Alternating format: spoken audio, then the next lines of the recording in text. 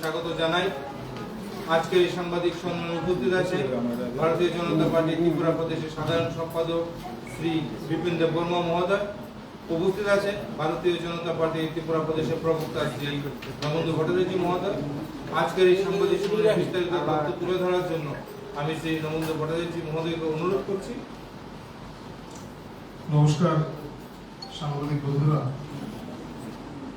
আপনারা ইতিমধ্যেই জেনে গেছেন, কালকে আপনারা ফলাম করে সে সমস্ত প্রকাশও করেছেন যে আমাদের রাজ্য মন্ত্রিসভা নিয়োগ সংক্রান্ত কিছু সিদ্ধান্ত নিয়েছে।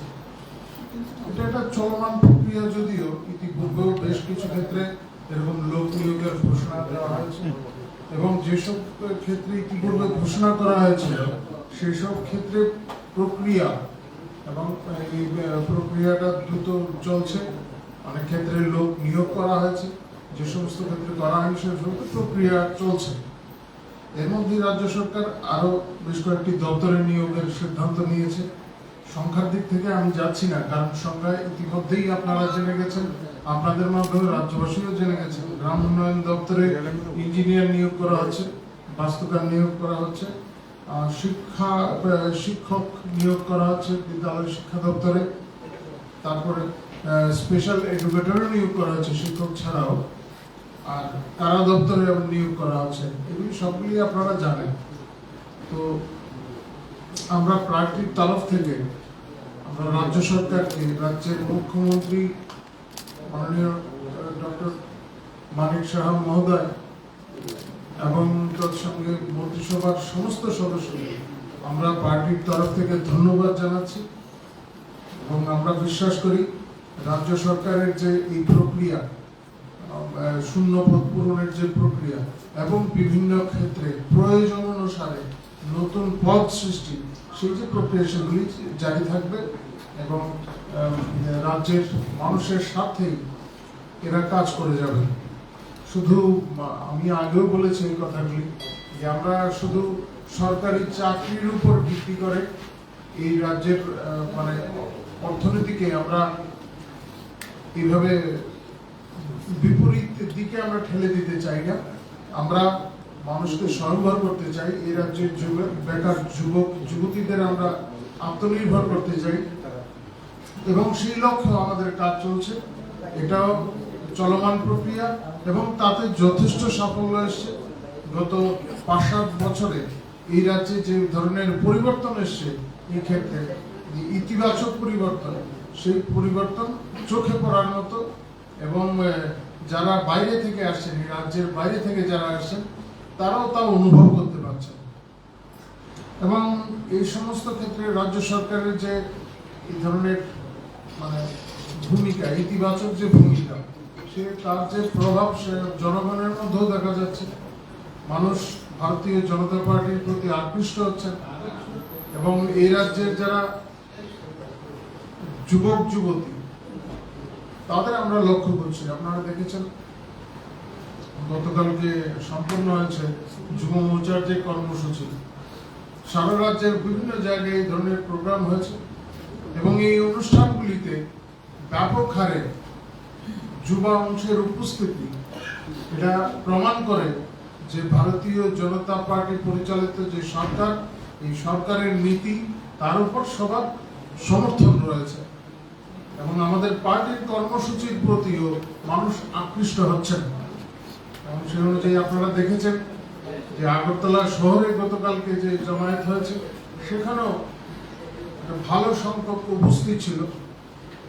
ইতিপূর্বে কোন রাজনৈতিক দল এইভাবে যুব জমায়েত করতে পারেনি বা কোনো কর্মসূচি সংগঠিত করতে পারেনি। এটা প্রমাণ করে যে আমরা যে নীতি নিয়ে এগিয়ে যাচ্ছি, অন্তর্দয়ের যে আদর্শ আমরা বলছি, আমরা তা বাস্তবায়নে রূপায়ণ করতে পারছি এবং সাধারণ মানুষ আমাদের সঙ্গে আছে। আরেকটি বিষয় আমি উল্লেখ করতে চাই, আপনারা জানেন আমাদের সাংগঠনিক প্রক্রিয়া চলছে। এই সাংগঠনিক বিভিন্ন পর্যায়ে যে আমাদের নেতৃত্বরা উঠে আসবে, তার প্রক্রিয়া যথারীতি চলছে এবং সেই জন্য যে সদস্য গ্রহণ প্রক্রিয়া তাও প্রায় চূড়ান্ত পর্যায়ে এসে পৌঁছেছে। আমি আপনাদের কাছে এই সদস্য গ্রহণ সংক্রান্ত বিষয়ে এখন পর্যন্ত আমাদের কি হয়েছে, প্রায় 12 লক্ষের উপরে আমাদের হয়ে গেছে সদস্য। অনলাইনে আমরা সদস্য গ্রহণের যে প্রক্রিয়া শুরু করেছিলাম তাতে আমাদের 3 লক্ষের মতো আছে, 3,07,667 জন। তাদের যে তথ্য তারা দিয়েছেন সেটা এখন সম্পূর্ণ হয়নি এবং তারা সদস্য হবেন, কিন্তু তাদের এই সদস্য গ্রহণের জন্য সদস্য পদের যে তথ্যগুলি দেওয়া প্রয়োজন ছিল সেগুলি সংগ্রহ করা হচ্ছে, তাদেরকে বলা হচ্ছে, তারা সেগুলি দিচ্ছেন। ফলে এই 3,767 জন ছাড়া ইতিমধ্যেই 9,48,901 জন আমাদের সদস্য হয়ে গেছেন। তার সঙ্গে যুক্ত হবে এই 3,767 জন। এছাড়া অফলাইনে যে সমস্ত জায়গায় আমরা এই অনলাইনে সদস্য গ্রহণ প্রক্রিয়া আমরা সম্পূর্ণ করতে পারিনি, সে সমস্ত ক্ষেত্রে অফলাইনে ফর্মের মাধ্যমে যারা সদস্য হচ্ছেন সেই সংখ্যা 2,31,571।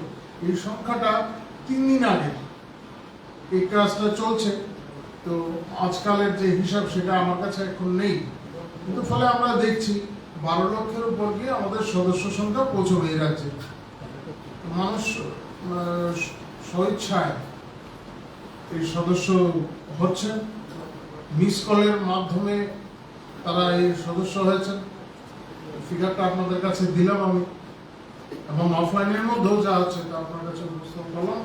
সবগুলি স্পষ্ট করে দেয় যে মানুষ কিন্তু এখন বিরোধীদের অপপ্রচারে প্ররোচিত হচ্ছে না।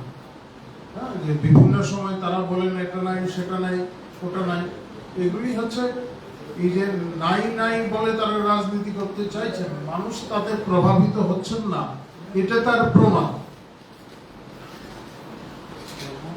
আর আমাদের যে পরবর্তী বিভিন্ন কার্যক্রমগুলি থাকবে তাতে আমরা বিশ্বাস করি আমাদের এই রাজ্যের মানুষ, শুধু যে আমাদের পার্টির কার্যকর্তারা তা না, এই রাজ্যের মানুষ সক্রিয়ভাবে অংশগ্রহণ করবেন।